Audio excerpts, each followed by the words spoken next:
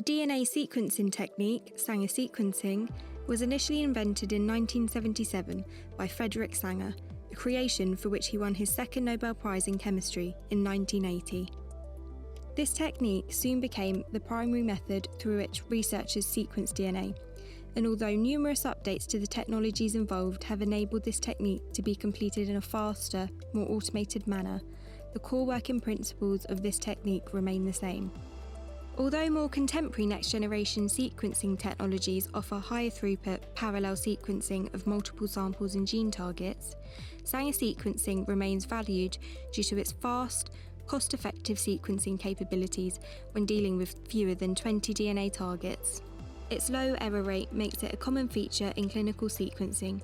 It can also be trusted to validate findings made through next-generation sequencing. Automated Sanger sequencing operates via the following key steps. First, target template DNA must be purified and quantitated, which takes approximately 30 minutes.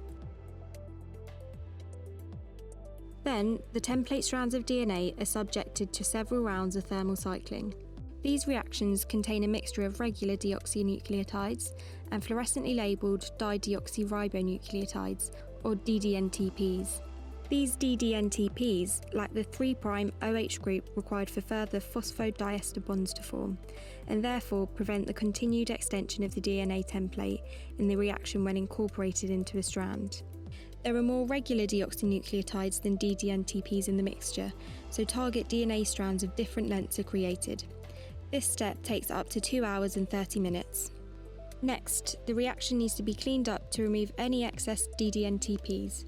This step is important to avoid dye blobs caused by unincorporated dye terminators remaining in solution that can obscure base pairs in the final sequencing results and can take up to 1 hour and 30 minutes. Once cleanup has occurred, the DNA strands created by the reaction are separated by capillary electrophoresis in a sequencing instrument. Once separated by size, with smaller DNA fragments moving through the polymer gel in the capillary faster, a laser excites the dye-labelled DNA fragments, and the base caller technology within the instrument detects the fluorescent signals to identify the type of DDNTP that terminated each fragment. This can take anywhere from 30 minutes to 3 hours, depending on target sequence length, instrument setup, and other factors. To find out more about Sanger sequencing, check out our own focus on the topic in association with Promega over on www.biotechniques.com.